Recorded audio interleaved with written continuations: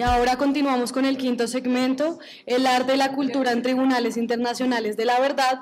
Entonces damos paso e invitamos a los ponentes Annette Pearson para que nos acompañen aquí en tarima, a Natalia Bautista, a Liliana Mendoza y a David Bettelman.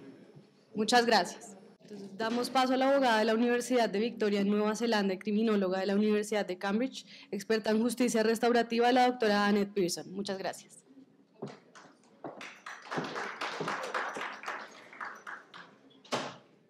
Bueno, muy buenas tardes. Gracias por invitarme a una breve presentación. Ojalá este sea un abrebocas. Después del almuerzo puede ser que abrebocas no cae bien.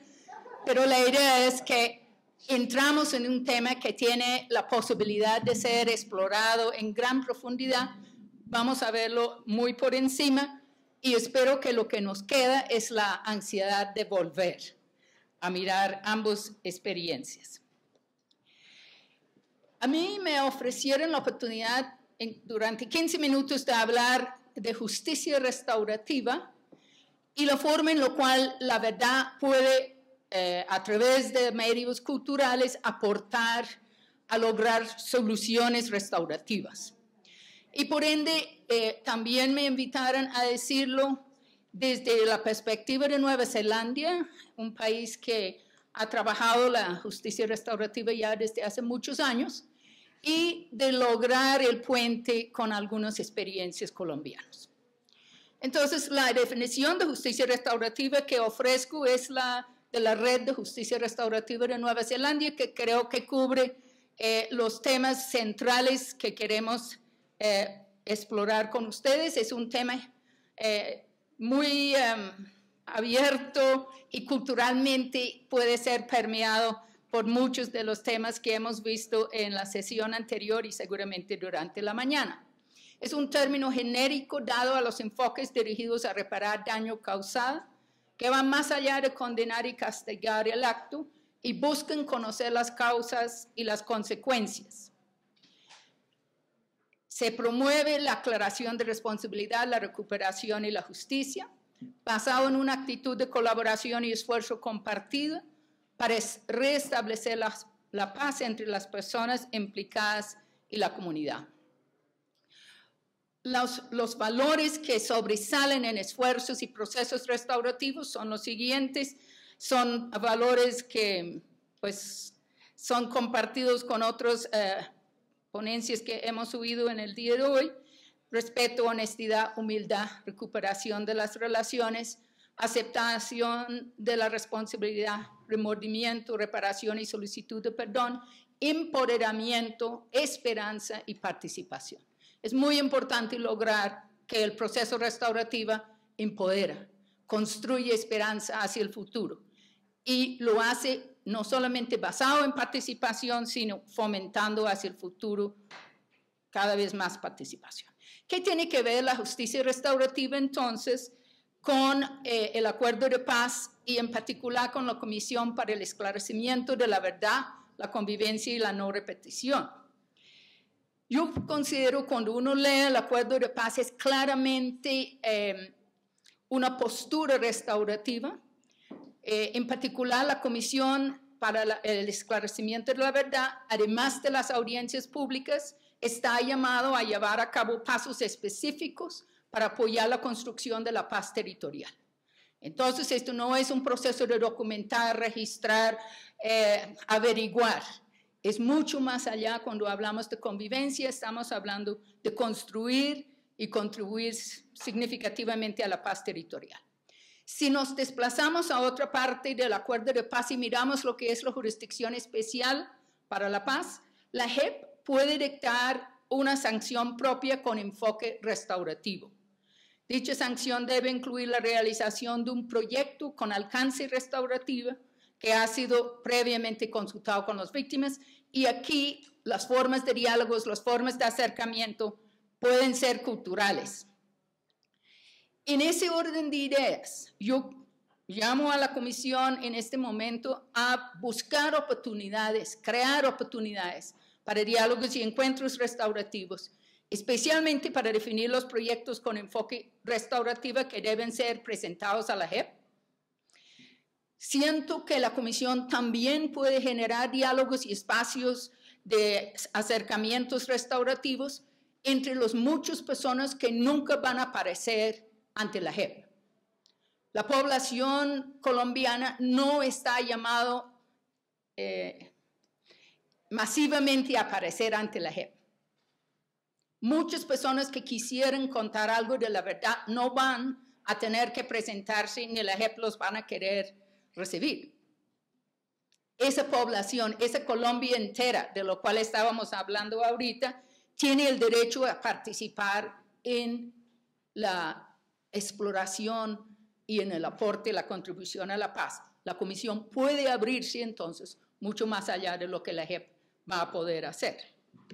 Y el acuerdo de paz habla de reuniones públicas y sesiones de contar la verdad de lo ocurrido, teniendo como intención fomentar valores de respeto, tolerancia, confianza entre las personas, con miras a promover relaciones incluyentes entre todos los sectores sociales, que respeten los derechos humanos de cada ciudadano. Eso es un propósito restaurativo. Entonces, siento que la comisión está llamado a nivel del territorio de gestionar espacios de diálogos restaurativos para aportar a la paz territorial.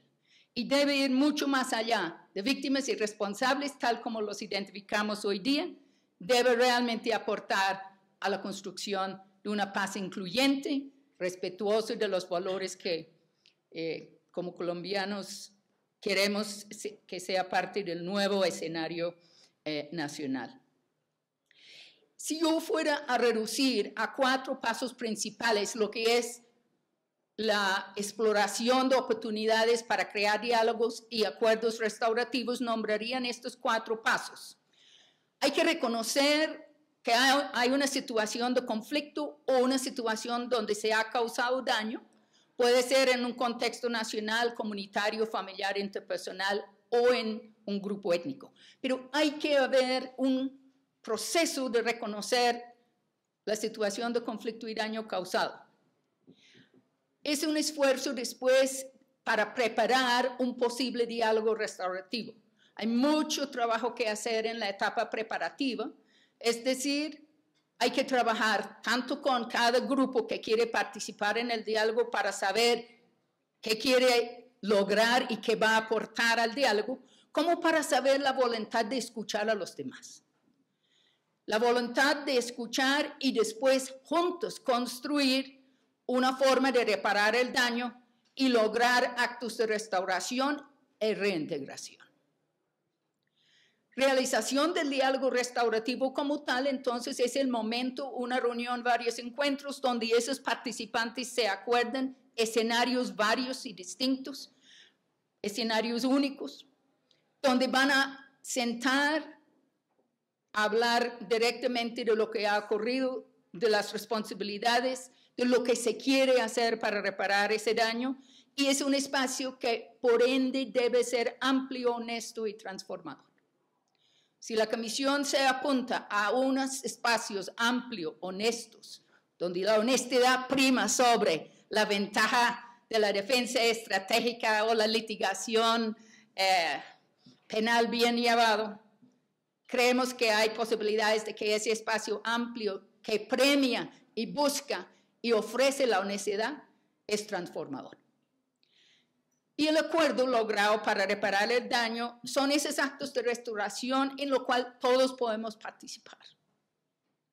Actos de restauración no tienen un ámbito cerrado de trabajo forzado o de tantas horas de trabajo y servicio comunitario en un proyecto en lo cual los malos están haciendo el proyecto y los buenos estamos al pie mirando. Entonces, ¿cómo vamos a participar todos en los actos de restauración para promover la reconciliación y dejar las relaciones entre todos los participantes en paz y a salvo? Primero, quiero ofrecerles entonces una experiencia de un tribunal de Nueva Zelanda. El tribunal es montado como respuesta del gobierno de Nueva Zelanda a los muchos reclamos del pueblo maorí, a lo que fueron las contravenciones, los desconocimientos y las violaciones claras del Tratado de Waitangi. El Tratado de Waitangi, firmado en 1840 entre la representación del gobierno británico colonizador en ese momento de Nueva Zelanda y los 7 tribus Maori, firmado, creo que no estaba ni seco la tinta cuando ya los británicos estaban violándolo. Digo británicos, pero británicos cada vez más cercanos a los neozelandeses, y la historia durante estos últimos años ha tratado de revertir esos desconocimientos y aberraciones. Entonces, Parihaka es uno de ellos. Pero si vamos a ir a Parihaka, si van a ir conmigo a Nueva Zelanda y vamos a sentir una experiencia vital restaurativa, hay que empezar por los símbolos culturales. No empezamos por los hechos, empezamos por la gente. Y los símbolos culturales, por expresarlo de una manera, he traído pues lo que van a ser para el pueblo Parihaka, símbolos importantísimos. La pluma blanca para el pueblo Parihaka llegó a significar entre esas tribus Maori la resistencia pacífica a los colonizadores. El poi, que es la representación aquí de las esferas tejidos juntos, son 2, no son la forma casi de mantra, casi de baile, acompañan el baile, acompañan el canto, pero son la posibilidad de profundizar y el sonido va por dentro. No es un baile y un canto que va hacia el espectador solamente, no es un show. Es una internalización de una expresión, de un sonido que me acompaña en el lamento, que me acompaña en la tristeza, que me acompaña en contar la historia de Parihaka. Parihaka entonces, en 1881, bajo un régimen de colonización británica, el gobierno nacional, las Fuerzas Armadas y grupos voluntarios de la población atacan al pueblo de Parihaka. Fue el resultado de una disputa por la tierra. El tema de fondo fue la tierra. Parihaka es un pueblo fundado en 1866 por personas Maori, desplazado de otros lugares por la misma confiscación de tierras. Un pueblo con una postura de resistencia pacífica, una resistencia a los continuos desalojos y al trato de los colonizadores que amenazaba su supervivencia. En Parihaka, la convivencia y el planteamiento frente al gobierno nacional son liderados por 2 sobresalientes pastores, Maori, Tohu Kakaki y Tiwiti, o Rongamai. Estos líderes funden su pueblo con base en la fe, su honor por su etnia, la igualdad, la autosostenibilidad y el respeto y buena fe hacia los demás, incluyendo los colonizadores. Más allá de la resistencia de sus pobladores, Parihaka fue un lugar de reunión Maori de diferentes tribus de distintas partes del país y llegó a ser un centro de poder Maori para discutir temas claves de la guerra, el rol y el futuro de Maori en Nueva Zelanda. En este proceso de contar estos detalles, yo sí también quiero dejar claro, estamos compartiendo detalles, estamos compartiendo un sentimiento muy vital de un pueblo que en su proceso de entender cómo sería su vida en Nueva Zelanda con la población Pakeha, blanca, que llegaba de afuera, reclama hoy día, y yo lo respeto, el derecho a contar su propia historia. Yo no estoy contando su historia. Yo no tengo derecho a contar su historia. Pero sí estoy dispuesto a compartir unos detalles con ustedes para ilustrar lo que este pueblo logró en términos restaurativos con su ejemplo, con su determinación y obviamente su resistencia pacífica. Si fuéramos a hablar de los daños causados, podríamos hablar del hostigamiento anterior al ataque en 1881, el resultado mismo del ataque y las acciones posteriores, incluyendo detenciones y encarcelamiento de los hombres por 2 años sin juicio, en cárceles lejos de sus familias y comunidad, la destrucción del pueblo físicamente, la erradicación de sus cultivos, la dispersión de sus animales y el robo de sus pertenencias sagradas. Violaciones a las mujeres maorí y desplazamiento forzado de la población. Parihaka fue una comunidad con hasta 3,000 residentes en la década de 1870. Hoy día hay 40 residentes permanentes, pero hay 3 lugares de reuniones para el pueblo maorí que se vuelven muy significativos. Se mantienen abiertos y activos para celebraciones, reuniones y conmemoraciones. Y en el proceso de su lucha, como hemos dicho, hubo símbolos culturales de gran significado. La lucha de Parihaka para ser reconocido, que el daño se fuera reconocido, que las reuniones preparativas de un acuerdo restaurativo fueran llevados a cabo, etcétera, están aquí algunos detalles de eso. El gobierno de Nueva Zelanda reconoció el daño causado en investigaciones desde 1926. Y hubo otro nacional gubernamental en 1996. Desde 1991, el gobierno nacional de Nueva Zelanda está ofreciendo sus disculpas. ¿Pero de qué manera? ¿En qué tono? ¿Cuál era la forma? ¿Quiénes fueron los invitados? Las reuniones preparativas realmente para el diálogo restaurativo bajo el contexto del Tribunal del Treaty de Waitangi, reconociendo el daño causado y que las iniciales disculpas habían sido totalmente insensibles culturalmente hablando.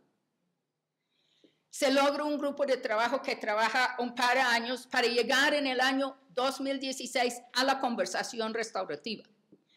Esa conversación duró otro año. Y en 2017, en junio del 2017, se firma en una ceremonia que quisiera compartir con ustedes brevemente, se firma el documento de reconciliación. Se firma incluido en ese documento la historia como los maorí de Parihaka recuerden lo que ocurrió. Se firma un acuerdo de relaciones basados en confianza mutua. Se crea el Foro Anual de Líderes en igualdad de condiciones a partir de enero de este año entre el gobierno de Nueva Zelanda y los maoríes de Parihaka. Y se crea el Fondo para los proyectos de desarrollo para Parihaka.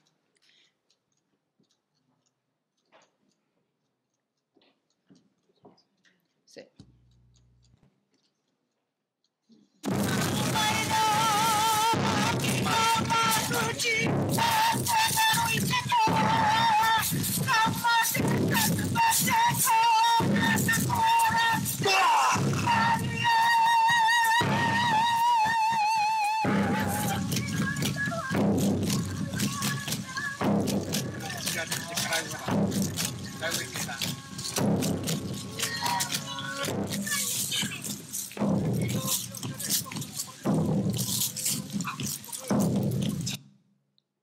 Yo voy a quitar el sonido, perdóname, quiero que el video corra sin sonido y no he podido como hacerlo técnicamente. Ok.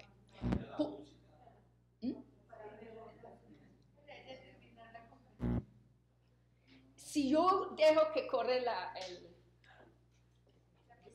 es un problema de respeto. Yo quisiera que esto corra y ustedes sacarán de lo que ellos hacen y dicen lo que pueden.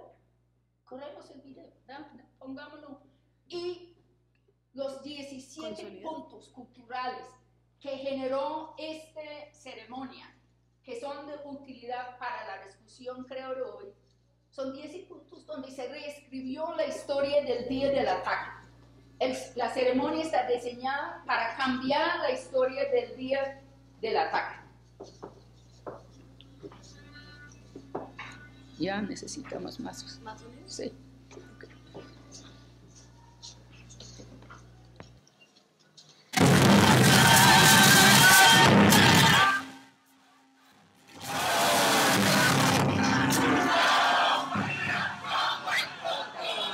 Aquí llegan los representantes del gobierno de Nueva Zelanda, liderado por uno de los miembros de la comunidad de Parihaka.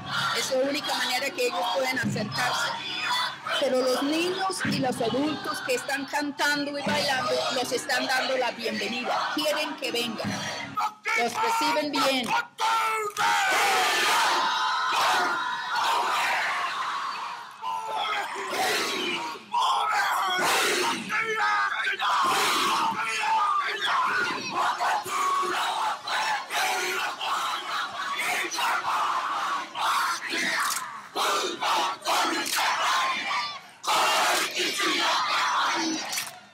Es la bienvenida, es nuestra bienvenida. Vengan y reescribimos ese día. Reescribimos la historia avergonzante, dolorosa, en un acto de reconciliación que aquí se está firmando. Este documento de reconciliación incluye muchos elementos de restauración. Se cuenta la historia en los dos idiomas. Se cuenta la historia tal como el pueblo de Parihaka recuerda y por memorias escritas y orales lo vuelve a construir. El documento es firmado por todos los que quieren de Nueva Zelanda. Todos fueron afectados negativamente por esta experiencia. Pakeha, Maori, mestizos, recién llegados. Firmen el documento para decir, nos hacemos partícipe de esta experiencia de restauración. Sí, yo sé que no tengo tiempo para hablar de Llano Grande, pero cosas parecidas están empezando a ocurrir en Colombia.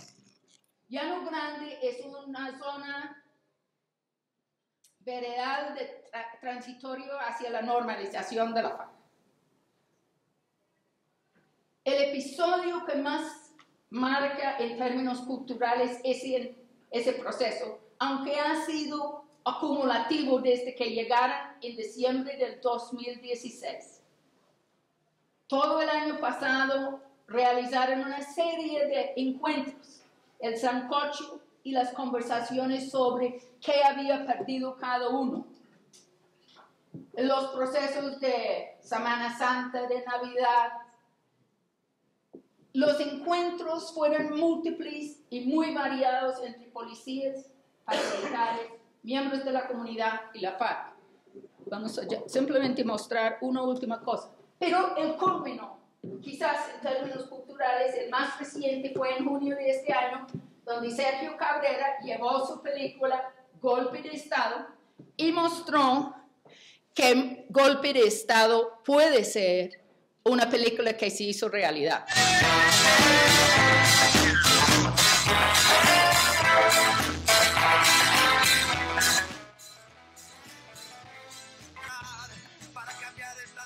Esta iniciativa llegó por ARN y Consejo de Reincorporación, Consejo Nacional de Reincorporación, y nos agradó muchísimo porque en realidad pues no, es como el día a día de nosotros acá, solo que la gente que nos visitó ayer pues no lo habían visto así. Escuchaban que en Llano Grande se coordina toda actividad entre todos los que están allí involucrados en la etapa de implementación, pero no se había dado ya. Por eso surge la idea de Golpes de Estadio 2, que viene a ser la materialización de esa metáfora del maestro Sergio Cabrera. Uno nunca se soñaba esto. En el tiempo de la violencia, no, es que esto no se veía. Es que yo creo que a uno no le cruzaba ni por la cabeza. Pero todo esto que significa para la comunidad, y no para la comunidad, sino para el municipio. Esto significa que este proceso ha sido un proceso muy, muy valioso para Colombia, para nosotros, los que somos amantes y amigos de la paz. Y esto es un sueño del cual muchas personas en la comunidad, en Dabeiba y en Colombia, yo creo que es un sueño del cual no quisieran despertar. Lo importante de este evento de Golpes de Estado nos permitió que esa película no fuera simplemente una película, sino una realidad, y poder hablar desde la realidad, desde la vivencia, lo que es tener al lado unos guerrilleros, unos paramilitares, y ver cómo están llevando ese proceso de reinserción y ese proceso de que nosotros como víctimas confiemos de que realmente este proceso va por buen lado, y que esto es de todos, no es simplemente de ellos o del gobierno, sino de nosotros también como territorio y como víctimas sobrevivientes, que estamos dispuestos a dar ese paso y que trabajemos de la mano en torno a una Colombia mejor, una Colombia incluyente y una Colombia donde ya no haya más violencia, sino que nos dediquemos a sacar adelante la memoria para no repetirse. Pues yo creo que es un primer paso muy fuerte hacia la reconciliación, tener diferentes actores armados que antes se buscaban para matarse y hoy se convocan a ver un partido de fútbol, a conversar sobre el fútbol, a conversar sobre la reconciliación, es muy poderoso. O sea que es posible la reconciliación, es posible que estas personas que antes hicieron la guerra hoy estén conversando para dejarnos una tierra abonada sin odios para las presentes y futuras generaciones en Colombia. Buenas amigos y amigas de Orientes, estamos en Llano Grande, en Dabeiba, en el campamento donde las FARC se han concentrado, un grupo de las FARC se ha concentrado para hacer su reinserción a la vida civil de Colombia. 20 años después estoy con Sergio Cabrera viviendo Golpe de Estado. Sergio, ¿qué significa para ti estar aquí hoy, 20 años después de tu película, viviéndolo en la vida real? Pues ha sido una experiencia muy emotiva, muy emocionante, porque pues cuando se hizo la película, la posibilidad de que hubiera un proceso real de paz era un sueño, era una utopía. Y de hecho la película empieza con un letrero que dice: esta película no está basada en hechos reales, ojalá. Pero pues descubrir que 20 años después ese sueño se hizo realidad es muy emocionante. Ver una sala llena de excombatientes, ¿no? Ex paramilitares, ex guerrilleros, policías, gente del pueblo, unidos, mirando la película ayer y mirando el partido hoy, muestra que el país ha evolucionado, que la tolerancia empieza a ser más fuerte y da esperanza sobre el futuro. Llano Grande y Dabeiba no es un proceso restaurativo completo, concluido. Esta reconciliación ha sido construido sobre el perdón de muchas víctimas. Algunas de esas víctimas ya están siendo reparados por el Estado, pero el diálogo restaurativo y el espacio de crear esos diálogos de reconstrucción de una paz propio basado en el reconocimiento de la verdad de los hechos que ocurrieron en Dabeiba, eso está por realizarse.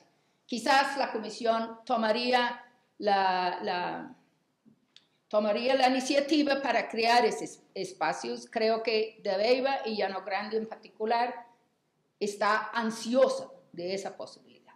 Mil gracias.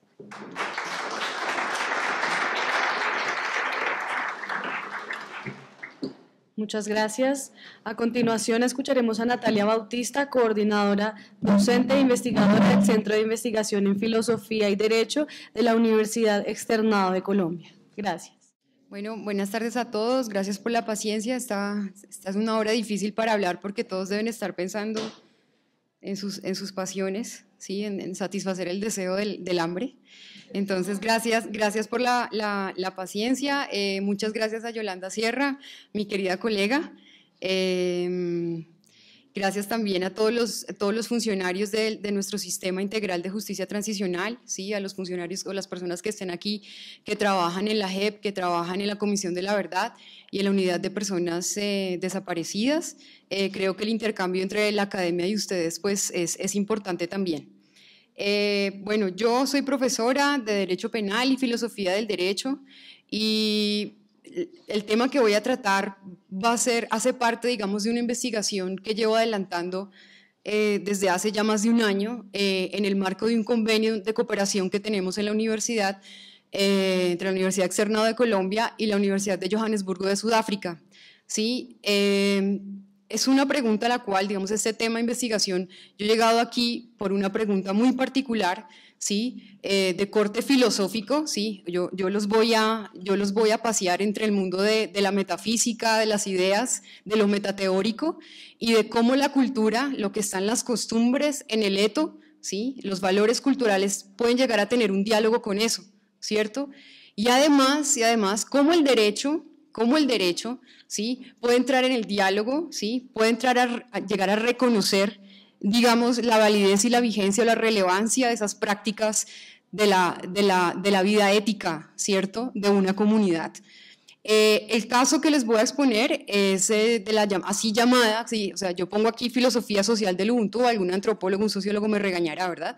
Bueno, así se citan los manuales de justicia transicional y ese concepto es así como nos llega a nosotros los abogados, ¿sí? A un jurista, entonces mi óptica es de jurista, ¿sí? Y para este caso particular, pues voy a trabajar en cómo esa filosofía del Ubuntu en Sudáfrica, ¿sí? Fue un factor de legitimación de un proceso de transición que estaba marcado por un sistema de amnistía, ¿sí? Que a diferencia del caso colombiano, ¿sí? Existía la posibilidad de reconocer una amnistía aún en caso de graves violaciones a los derechos humanos, ¿sí? ¿Cómo es eso posible? ¿Sí? Aquí estamos diciendo que no hay amnistía en casos de graves violaciones a los derechos humanos y de violaciones al derecho internacional humanitario, pues en Sudáfrica, ¿sí? Antes de la existencia, ¿sí? De la Corte Penal Internacional, en Sudáfrica se planteó esa posibilidad y se hizo así. ¿Sí? Entonces, la primera pregunta que le surge a uno como jurista y sobre todo como penalista, ¿sí? Psicorrígido, es ¿cómo es posible que una filosofía social, ¿sí? sea capaz de legitimar el perdón penal? Y la pregunta, digamos, esa pregunta me va a acompañar, voy a hacer un énfasis en cómo además una filosofía social como es la del Ubuntu, ya vamos a ver qué es eso, ¿sí? Tiene además la capacidad de darle, ojo, un mayor valor a la verdad, ¿sí? Al valor de la verdad dentro del sistema, digamos, de valores que tenemos en la justicia transicional, en el caso sudafricano.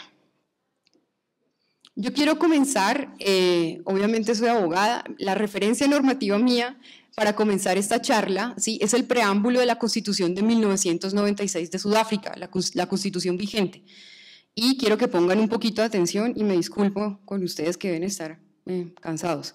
La búsqueda de la unidad nacional, el bienestar de todos los ciudadanos de Sudáfrica y la paz requiere reconciliación entre la gente de Sudáfrica y la reconstrucción de la sociedad.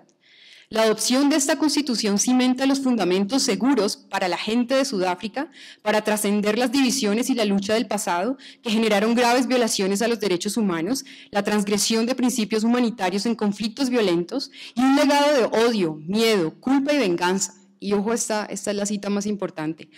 Estas ahora pueden ser abordadas sobre la base de que hay una necesidad de comprensión, no de venganza, una necesidad de reparación, no de retaliación, una necesidad de Ubuntu, no de victimación.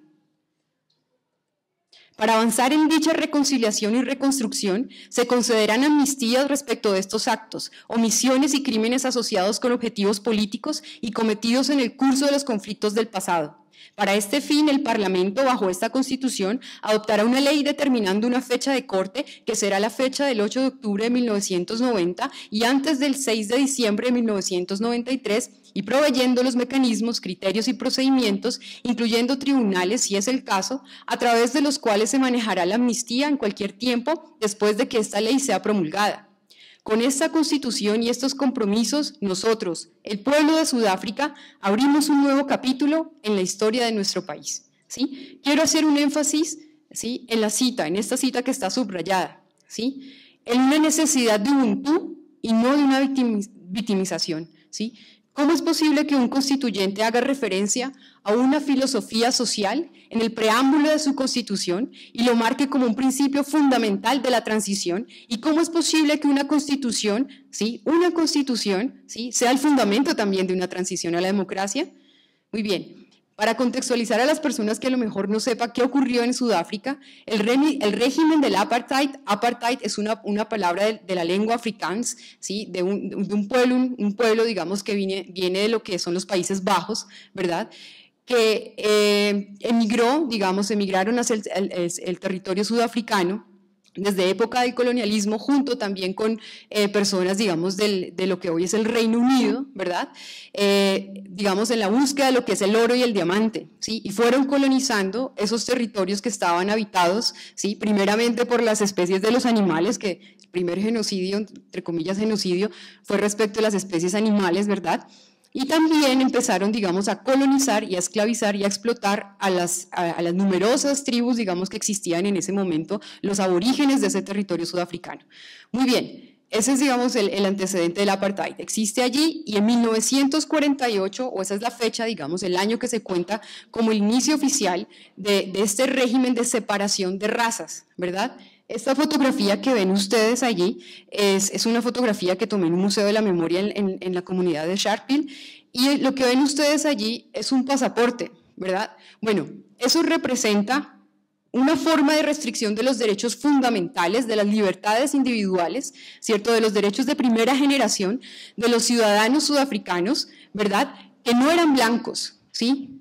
Toda aquella persona que fuese clasificada según su sistema, digamos, de clasificación racial, que no fuese de color de piel blanca europea, que era la raza superior, la verdaderamente ciudadana, debía aportar este pasaporte, ¿cierto?, que lo identificaba, decía a qué tipo de raza o grupo racial pertenecía, ¿sí? Existían los blancos, la gente de la India que emigraba de la India, y estaban los mestizos, los colored, ¿no?, decían ellos.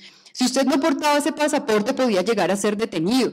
Si usted portaba ese pasaporte, ¿sí?, y era una persona no blanca y estaba circulando, por ejemplo, en las calles de una ciudad más allá de las 6 de la tarde, ¿sí?, era detenido y era llevado, por ejemplo, a la cárcel, ¿sí? Imagínense, la cárcel solamente por circular más allá de una hora autorizada, ¿sí? Las personas de color, ¿sí?, negras o indias, no podían ir a los mismos establecimientos educativos que los blancos, ¿sí?, ni a los mismos centros de salud que los blancos, ¿verdad? Además, ellos fueron, digamos, ubicados en zonas, digamos, más allá del casco urbano, suburbanas, ¿cierto? Y además fueron obligados a pagar arriendos en casas que ni siquiera eran de propiedad de ellos. Ellos ni siquiera tenían la posibilidad de ser titulares de un bien raíz, ¿sí? La propiedad privada no era un derecho para ellos, así como el voto, ¿sí? Imagínense ustedes, esa es la constelación, ese era el régimen del apartheid.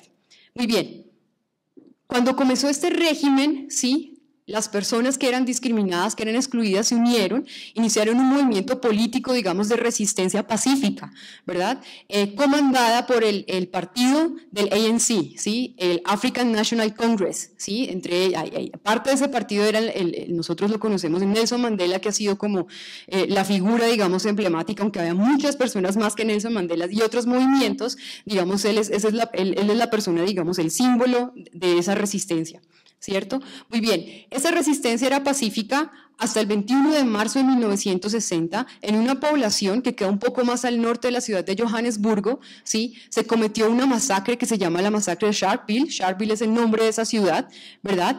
Y lo que sucedió ese día fue que en todo Sudáfrica las personas de ese movimiento político de resistencia decidieron salir a manifestar en contra del alza de esos arriendos, ¿sí?, en contra de la obligación del uso de ese pasaporte, ¿sí? Y por primera vez el régimen del apartheid respondió con el uso indiscriminado de la fuerza y masacró a 69 personas y dejó heridas a unas 180 más o menos, ¿sí? Cuentan las personas, nosotros tuvimos la oportunidad con Yolanda de estar en esa comunidad, ¿sí?, cuentan que ese día, ¿sí?, era tal, digamos, el cuadro era tan dramático, ¿sí?, que llovió, cayó la lluvia y la lluvia hizo que se formara un río, ¿sí?, y ese río, el agua era un río de sangre, ¿verdad? Muy bien, aquí está el monumento que visitamos con Yolanda Sierra, ¿cierto? Los pilares que ven ustedes ahí, pues es la representación de las personas que fallecieron ese día, que fueron asesinadas, ¿sí? Y el canal del medio representa ese río de sangre. Muy bien. Muchos de los líderes de la resistencia, a partir de allí en 1960, la resistencia ya no puede ser más pacífica, los estaban matando. Las masacres de Sharpeville se repiten en todo el territorio sudafricano y ellos deciden emprender una lucha armada, ¿sí?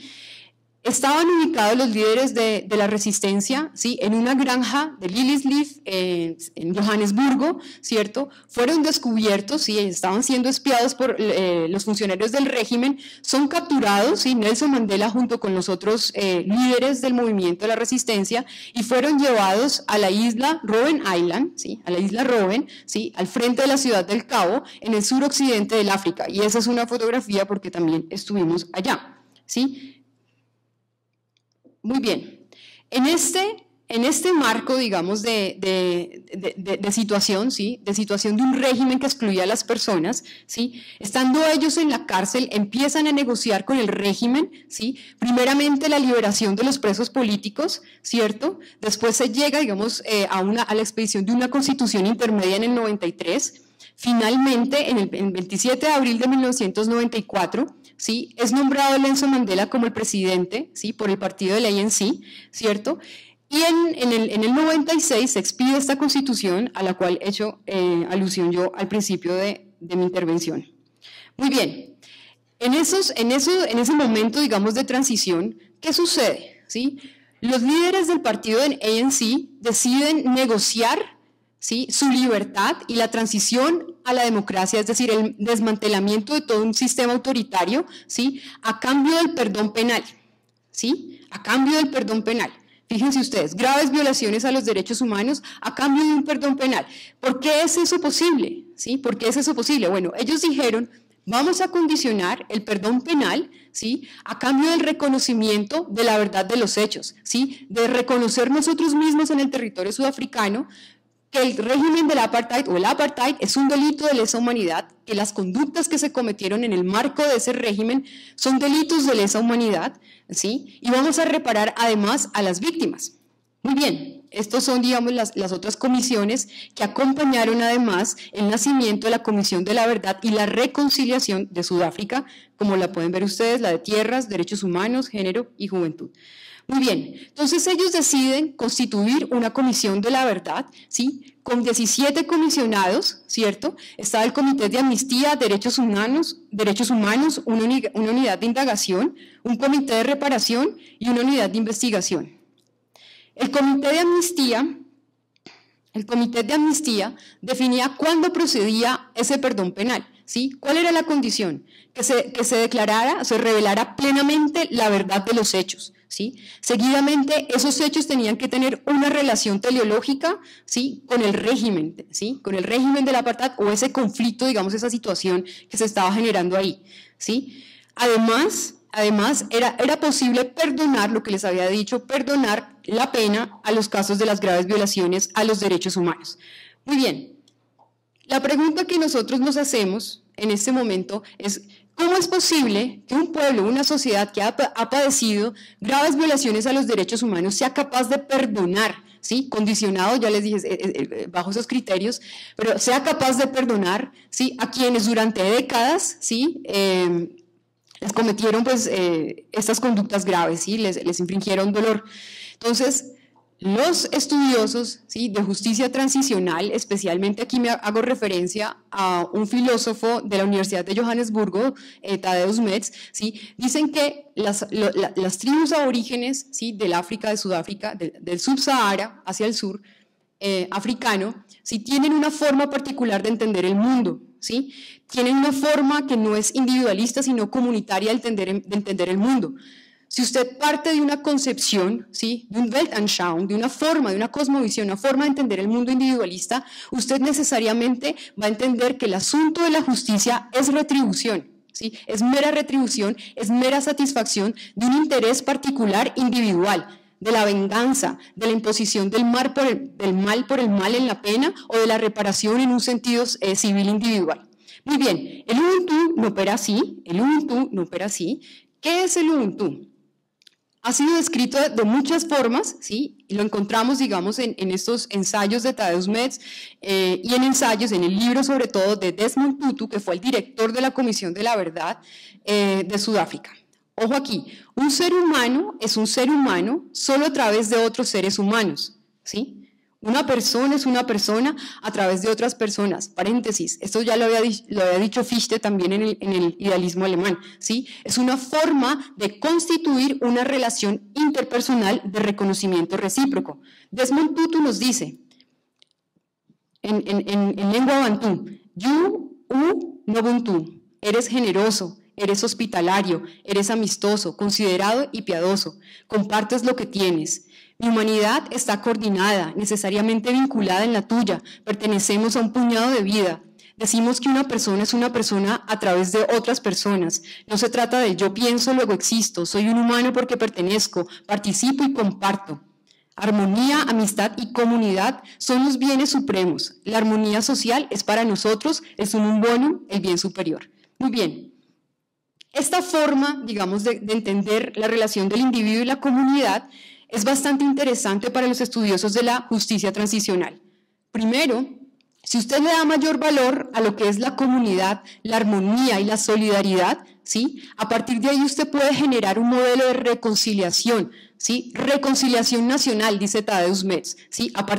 Lo que estamos diciendo es las comunidades aborígenes y también en Colombia, que esa es la segunda parte de mi investigación, ¿sí? Nuestras comunidades indígenas y también afrodescendientes, así como en Sudáfrica, tienen valores, ¿sí? Que permiten entender mejor la justicia o el sentido propio y la esencia de lo que es la justicia transicional o lo que es la justicia restaurativa, que estaban hablando aquí, ¿sí? Muy bien, hay modelos de reconciliación. En la medida en que yo pueda aislarme de mis intereses egoístas y darle mayor valor a la paz, voy a entender otras formas de reparación o de respuesta jurídica, ¿sí? A daños que en este caso se dan en el contexto de las graves violaciones a los derechos humanos.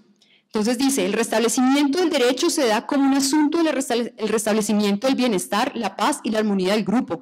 La respuesta del derecho no atiende a los fines de la justicia retributiva. Las reparaciones se realizan en atención a la consideración de las familias y los valores comunitarios. Muy bien.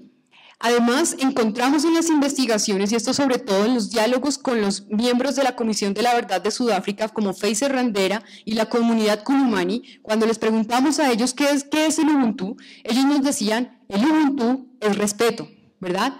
El Ubuntu es respeto. ¿Qué quiere decir eso? Que la Constitución del 96, ¿sí? La Constitución del 96 sudafricana, parte del reconocimiento mínimo del otro como persona, del otro como igual, del otro como un sujeto de derechos, y es el mínimo reconocimiento, y eso está ya en el Ubuntu. Fíjense que va más allá de lo que sería una filosofía occidental.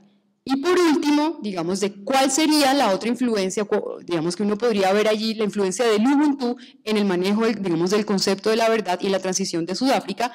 Es que hay un escritor, digamos, hay un ensayo de un escritor que se llama David Taylor, y él dice que además la forma en que se dieron las audiencias de la Comisión de la Verdad, ¿sí? va muy de la mano, digamos, de las tradiciones mismas de las tribus, ¿sí? Dicen que la Comisión de la Verdad les dio la oportunidad de contar su historia. Storytelling, dice ellos. Esa forma de la narrativa, de contar la historia, es una forma de superar, ¿sí? De superar su condición de víctima, ¿sí? Y de darle mayor valor a lo que es la memoria y la verdad. Ya, lastimosamente, por razones de tiempo, no puedo hacer más reflexiones metafísicas, metateóricas que quería hacer aquí, pero estas son, digamos, los tres aportes, ¿sí? De una filosofía social, ¿sí? Que le da un mayor valor o que está concebida, ¿sí? A partir del sentido de lo que es el individuo como parte de una comunidad, como parte de ese todo, ¿sí? De una concepción filosófico-política comunitaria y no individualista. Y aquí, para concluir, hago otra referencia a Tadeusz Metz, ¿sí? Si nuestro sistema de derecho sigue pensando y desarrollando las categorías de la justicia, ¿cierto? Y la reparación y la pena también en ese sentido individual, eso siempre se va a quedar obsoleto en el marco de un contexto, digamos, de conflicto armado, de regímenes autoritarios, ¿sí? O de graves violaciones a los derechos humanos, ¿sí? Es como un llamado de atención, digamos, o una invitación a ver esos valores culturales y cómo esos valores culturales sí pueden plantearnos a nosotros unos verdaderos modelos de justicia transicional, de justicia restaurativa, del manejo de la verdad, de comprensión de la función de la pena, de la reparación civil, etc. Eso es una revolución, digamos, que se puede llegar a plantear a partir de la consideración de este valor cultural. Gracias.